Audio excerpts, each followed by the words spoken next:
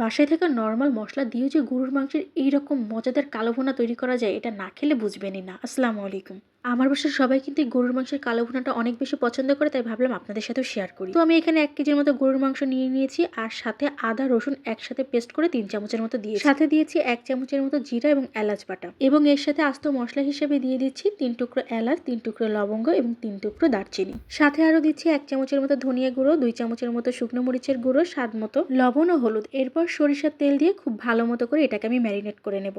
এটাকে ঠিক যতটা ভালো করে ম্যারিনেট করা যাবে এই গরুর মাংসের কালা ভুনাটা খেতে কিন্তু ঠিক ততটাই মজা হবে। আমি কিন্তু এখানে বেশ টাইম নিয়ে ম্যারিনেট করে নিয়েছি, তাতে করে কিন্তু এই মশলাগুলো গরুর মাংসের মধ্যে খুব ভালো মতো করে ঢুকে যাবে। এরপর এটাকে আমি নর্মাল ফ্রিজে 15 থেকে 20 মিনিটের জন্য রেখে দেবো, কিন্তু আপনাদের হাতে সময় না থাকলে এটাকে না রাখলেও চলবে। ফ্রিজ থেকে নামিয়ে এটাকে কিন্তু আমি সরাসরি চুলায় বসিয়ে দিয়েছি, এবং এটাকে খুব ভালো মতো করে আমি জাল করে নিচ্ছি। আর আমি কোনো রকম পানি দেওয়া ছাড়াই এটাকে কয়েকবার খুব ভালো মতো করে কষিয়ে নেব। ঢাকনা দিয়ে ঢেকে রাখার কারণে কিন্তু এই গরুর মাংস থেকে এমনিতেই পানি ছাড়বে, তাই আর এক্সট্রা করে পানি দেওয়ার কোনো দরকার নেই।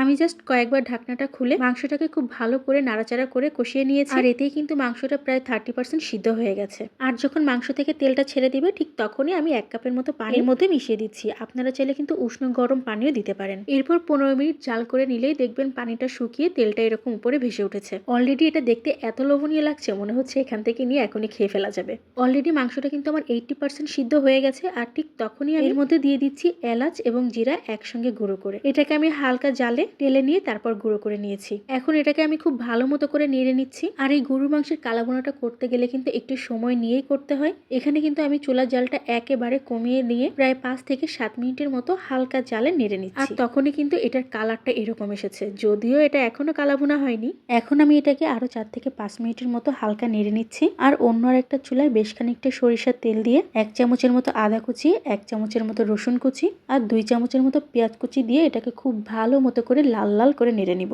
এটা ভাজতে ভাজতে যখন ব্রাউন কালার হয়ে যাবে ঠিক তখনই তেল সহ এই সুন্দর ফ্লেভারফুল ফোড়নটা আমি এই গরুর মাংসের কালা ভুনার মধ্যে দিয়ে দিব।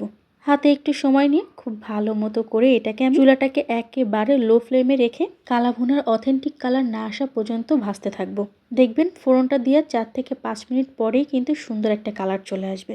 আমি এটাকে 4 থেকে 5 মিনিট কিন্তু হালকা করে জাল দেওয়ার পর এত সুন্দর একটা কালার এসেছে, আর তার সাথে কিন্তু অনেক সুন্দর একটা ফ্লেভারও পাচ্ছি। তাই আর দেরি কিসের, গরম গরম গরুর মাংসের কালা ভুনার সাথে একেবারে গরম গরম ভাত নিয়ে বসে পড়েছি। আমি কিন্তু মাঝে মধ্যে আমার বাসায় গরুর মাংস আনার সাথে সাথে কয়েক টুকরো রেখে দিই ঠিক এইভাবে গরুর মাংসের কালা ভুনা করার জন্য। দেখেন এটা কত সুন্দর সেদ্ধ হয়েছে। তাই আর কোনো কথা না বলে বিসমিল্লাহ বলে এক লোকমা মুখের মধ্যে দিয়ে দিলাম। সত্যি বলতে এটা খেতে এত মজা যে আপনার আর কোনো বাইরের রেস্টুরেন্ট বা হোটেল থেকে খেতে আর ইচ্ছা করবে না। তো বাসায় একদিন অবশ্যই ট্রাই করে আমাকে জানাবেন কেমন হয়েছে। আজকের মতো চলে যাচ্ছি, সবাই ভালো থাকবেন, টাটা।